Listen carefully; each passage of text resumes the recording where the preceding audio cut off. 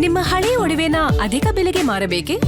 ಅಟಿಕಾಗೆ ಕಾಲ್ ಮಾಡಿ 8803000300. Attica gold company. ಹೆಂಗಾಗ್ತೈತೆ ನೀವು ಕಾಲಿಂದ ಕೆಳಗಡೆ ಹೊಡಿಬೋದಾಯ್ತು. ಹೃದಯ ಕೊಡ್ದಿದ್ದಾರೆ, ಕತ್ತು ಕೊಡ್ದಿದ್ದಾರೆ ಅವ್ರಿಗೆ. ಓಕೆ ಆಯ್ತು. ಅವರ ಸ್ಟೇಟ್ಮೆಂಟ್ ಅಲ್ಲಿ, ರಾಮಲಿಂಗಾರೆಡ್ಡಿ ಸ್ಟೇಟ್ಮೆಂಟ್ ಅಲ್ಲಿ ನಮಗೆ ಮಾಹಿತಿ ಬಂತಂತೆ ಇವ್ರಿಗೆ ಅಲ್ಲಿ ಕಳ್ಳರಿದ್ದಾರೆ ಅಂತ ಮಾಹಿತಿ ಬಂತು. ನಾವು ಹೋಗಿ ರೈಡ್ ಮಾಡ್ತಿರುತ್ತೆ. ಕಳ್ಳರಿದ್ದಾರೆ ಅಂತ ಮಾಹಿತಿ ಬಂದ ಮೇಲೆ 4 ಜನ ಹೆಂಗ್ ಹೋದ್ರಿ ನೀವು? ಎಷ್ಟು ಜನ ಸ್ಟಾಫ್ ಇದ್ದಾರೆ ಆ ರೇಂಜ್ ಅಲ್ಲಿ? ನಿಮಗೆ 100-200 ಜನ ಇರ್ತಾರೆ. ನಾನು ಹೋಗಿದ್ದೀನಿ ಕಾಡಲ್ಲಿ, ಕೋಚಿಂಗ್ ಕ್ಯಾಂಪ್ಸ್ ಇರ್ತೈತೆ ಅಲ್ಲೇ. ನೀವು ಡಿ ಫಾರೆಸ್ಟ್ ಒಳಗಡೆ ಸುಮಾರು ಒಂದು 400-500 ರೆಗ್ಯುಲರ್ ಆಗಿ ಇದ್ದೇ ಇರ್ತಾರೆ ಅಲ್ಲಿ. ನಾನು ಹೋಗಿದ್ದೀನಿ, ಆ ಸ್ಪಾಟ್ಗೆ ಹೋಗಿ ಬಂದಿದ್ದೀನಿ. ನಾನು ಕೂಡ ರೆಗ್ಯುಲರ್ ಆಗಿರ್ತಾರೆ ಅಲ್ಲಿ. 4-5 ಜನ ಇರ್ತಾರೆ, ಓದೋರು ಬೇರೆ 4 ಜನ. ಇಷ್ಟು ಜನ ನಿಮಗೆ ಸ್ಟಾಫ್ ಇದ್ಕೊಂಡು, 100 ಜನ ಸ್ಟಾಫ್ ಇದ್ಕೊಂಡು ಅವ್ರನ್ನ ಸುತ್ತುವರೆದು ಯಾಕೆ ಹಿಡಿಯಕ್ಕಾಗಿಲ್ಲ? ಆಯ್ತು, ಹೊಡೆದ್ರಿ. ಏನು ಒಳ್ಳೆ ಇದು ಏನೋ ಸೀರಿಯಸ್ ಆಗಿ ಒಂದೇ ಒಬ್ಬರಾದ್ಮೇಲೆ ಒಬ್ರು 3 ಜನ ಹೊಡೆದಾಕ್ಬಿಟ್ರಿ.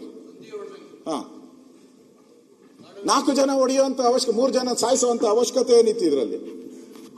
ಒಬ್ಬ ಸತ್ತಿದ್ರೆ ಉಳಿದವರೆಲ್ಲ ಓಡೋರು. ಒಬ್ಬ ಸಾಯ್ಬೇಕು ಅಂತಾನೂ ನಾನು ಹೇಳಲ್ಲ. 3 ಜನ ಓಡೋರು.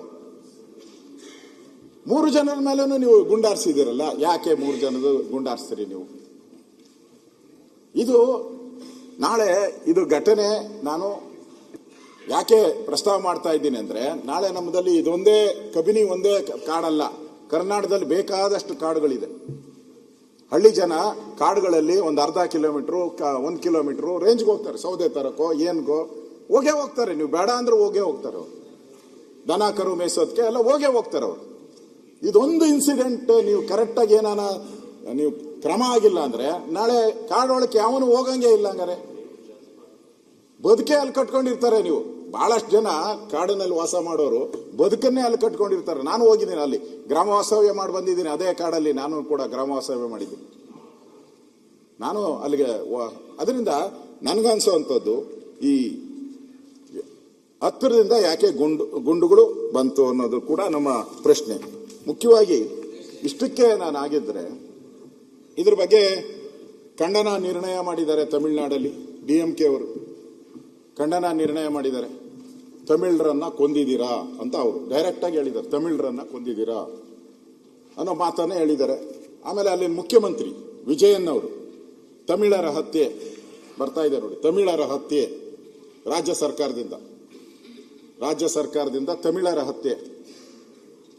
ಶನಿವಾರ ನಡೆಸಿದ ಎನ್ಕೌಂಟರ್ ಅಲ್ಲಿ 3 ತಮಿಳಿಗರು ಹತ್ಯೆ ಆಗಿರುವುದು ಖಂಡನೀಯ ಎಂದು ತಮಿಳುನಾಡು ಮುಖ್ಯಮಂತ್ರಿ ಜೋಸೆಫ್ ವಿಜಯನ್ ಭಾನುವಾರ ರಾತ್ರಿ ತಮ್ಮ ಎಕ್ಸ್ ಖಾತೆಯಲ್ಲಿ ಹಾಕಿದ್ದಾರೆ.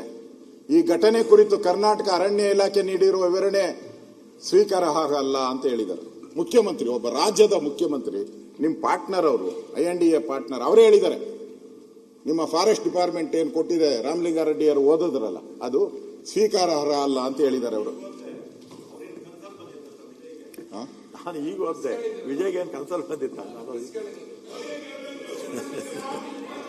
ಕರೆಕ್ಟ್ ಆಗಿ ಹೇಳಿದ್ರಿ. ಹಂಗಾರೆ ಲಾಯಕ್ಕಿಲ್ಲ ಅಂತಾನೆ ಅವ್ರ ಮುಖ್ಯಮಂತ್ರಿಗೆ. ನೀವ್ ಹೇಳಿದ್ರೆ ಅದನ್ನೇ ಹೇಳ್ಬಿಡ್ತೀನಿ. ರಾಮಲಿಂಗಾರೆಡ್ಡಿ ಹೇಳಿದ್ರು ವಿಜಯನ್ ಲಾಯಕ್ಕಿಲ್ಲ ಮುಖ್ಯಮಂತ್ರಿಗೆ ಅಂತಾನ. ಸಭಾಧ್ಯಕ್ಷರೇ, ಇದೇ ಕಾಲೇಜಿನ ಅಶೋಕಣ್ಣ 20 ಜನ ನೀಟ್ ವಿದ್ಯಾರ್ಥಿಗಳು ಆತ್ಮಹತ್ಯೆ ಮಾಡಿಕೊಂಡು ತೋರಿಸಲಿಲ್ಲ.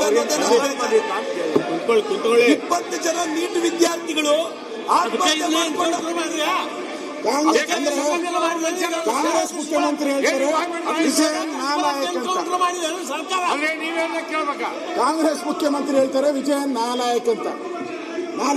ವಿದ್ಯಾರ್ಥಿಗಳು ಆತ್ಮಹತ್ಯೆ ಮಾಡ್ಕೊಂಡಾಗಿ ಕಾಳಜಿ ತೋರಿಸಲಿಲ್ಲ ಅಲ್ಲ ಅಶೋಕಣ್ಣ? ಮಾನ್ಯ ಅಧ್ಯಕ್ಷರು ನ್ಯಾಯಾಂಗ ತನಿಖೆ ಕಾಳಜಿ ತೋರಿಸಲಿಲ್ಲ ಅಶೋಕಣ್ಣ. ಸಚಿವರು ಮಾತಾಡ್ತಾ ಇದ್ದಾರೆ, ದಯವಿಟ್ಟು ಇದೇ ಕಾಳಜಿ ಅಶೋಕಣ್ಣ ತೋರಿಸಲಿಲ್ಲ. ಹಾಕೊಂಡಿರೋದು ಸೇರಿ ಅವ್ರಿಗೇನು ಕನಸಲ್ಲಿ ಬಂದಿತ್ತ ಅಂತ ಕೇಳಿದೆ ಅಷ್ಟೇ. ನಾನು ಲಾಯಕ್ ನಾಲಾಯಕ್ ಬಗ್ಗೆ ನಾನು ಮಾತಾಡಿದೆ. ಕನಸಲ್ಲಿ ಬಂದಿತ್ತ ಅಂತ ಕೇಳಿದೆ. ಮಾನ್ಯ ಅಧ್ಯಕ್ಷೆ ಪ್ರಾಮಾಣಿಕವಾಗಿ ಅವ್ರಿಗೆ ನ್ಯಾಯ ಒದಗಿಸಬೇಕು ಅಂತ ಇದ್ದ, ರಾಜಕೀಯ ಮಾಡಬೇಕು ಅಂತ ಇದ್ದ. ನಿಮ್ ಭಾಷಣದ ಮುಖಾಂತರ ನೀವು ಕೊಲೆ ಮಾಡ್ಬೇಕಂತ ಇದ್ದಾನೆ. ನ್ಯಾಯ ಒದಗಿಸೋದಲ್ಲ, ನ್ಯಾಯ ಒದಗಿಸಿ ಸರಿಯಾಗಿ ಪ್ರಶ್ನೆ ಕೇಳಿ. ಅವ್ರ ಕುಟುಂಬಕ್ಕೆ ನ್ಯಾಯ ಕೊಡಿಸಿ ಬದುಕಿಸಿ.